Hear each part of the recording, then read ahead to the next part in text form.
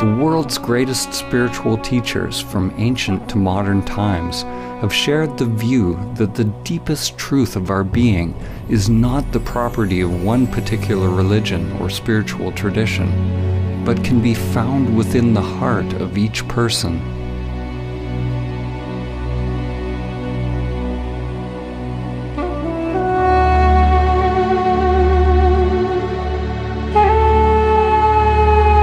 The poet Rumi said, "Where is that moon that never rises or sets?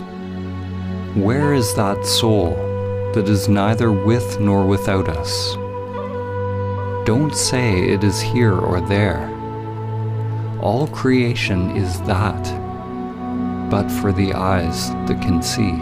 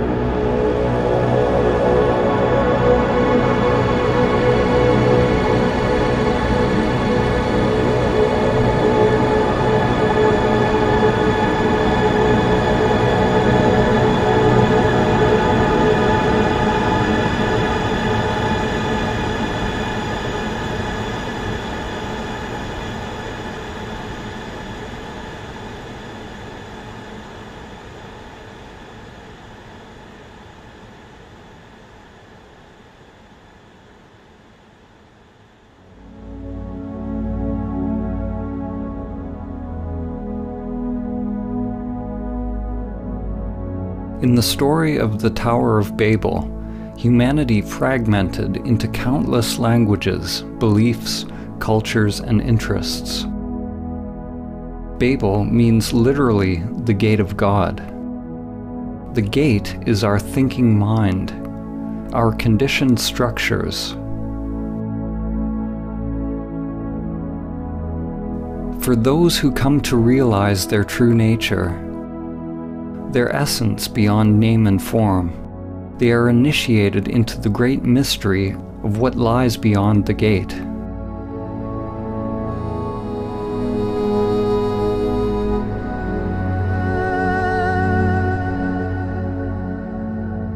An ancient parable, the elephant parable, has been used to describe how various traditions are actually all pointing to one great truth. A group of blind people are each touching a different part of an elephant, getting a certain impression of what an elephant is. The person standing at the elephant's leg describes the elephant as being like a tree. The person at the tail says the elephant is like a rope. The elephant is like a spear, says the one standing at the tusk. If one touches the ear, it seems the elephant is like a fan. The person touching the side is adamant that the elephant is like a wall. The problem is, we touch our piece of the elephant, and we believe our experience is the only truth. We don't acknowledge or appreciate that each person's experience is a different facet of the same animal.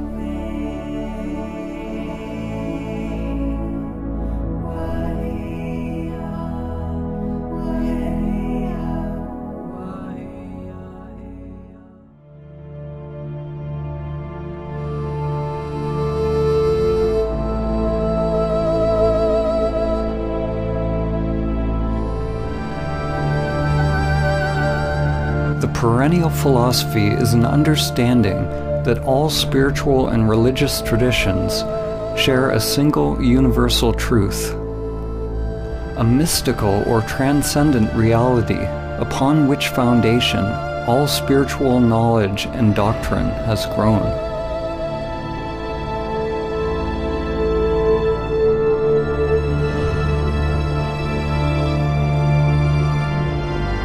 Swami Vivekananda summed up the perennial teaching when he said, The end of all religions is the realizing of God in the soul. That is the one universal religion. In this film, when we use the word God, it is simply a metaphor for the transcendent, pointing to the great mystery beyond the limited egoic mind. To realize one's true self or immanent self is to realize one's divine nature. Every soul has the potential to manifest a new higher level of consciousness, to awaken from its slumber and its identification with form.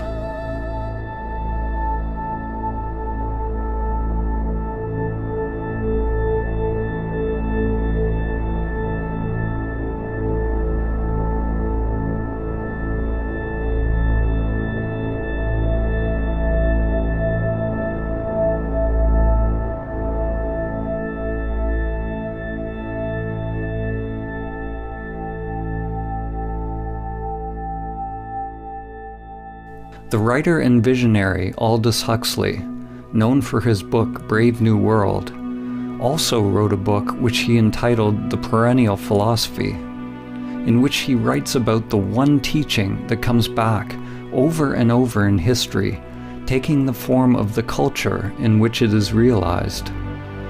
He writes, "The perennial philosophy is expressed most succinctly in the Sanskrit formula, Tat Tvam Asi, that thou art. The Atman, or immanent eternal self, is one with Brahman, the absolute principle of all existence.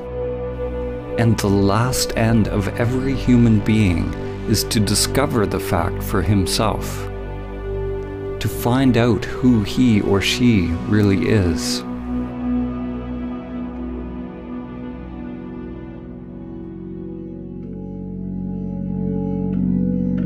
Each tradition is like a facet of a jewel, reflecting a unique perspective of the same truth, while at the same time echoing and illuminating each other.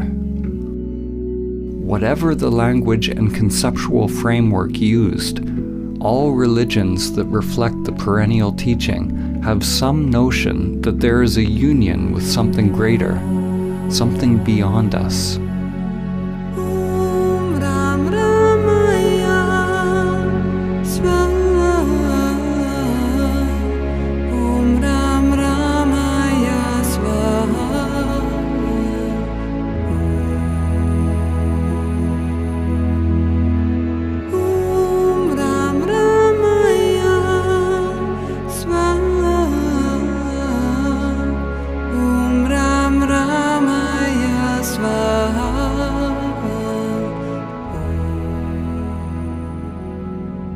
It is possible to learn from and integrate the teachings from one or many sources without identifying a sense of self with them. It is said that all true spiritual teachings are simply fingers pointing to the transcendent truth. If we hold on to the dogma, the teaching, for comfort, we will be stunted in our spiritual evolution. To realize truth beyond any concept is letting go of all clinging and attachment, letting go of all religious concepts.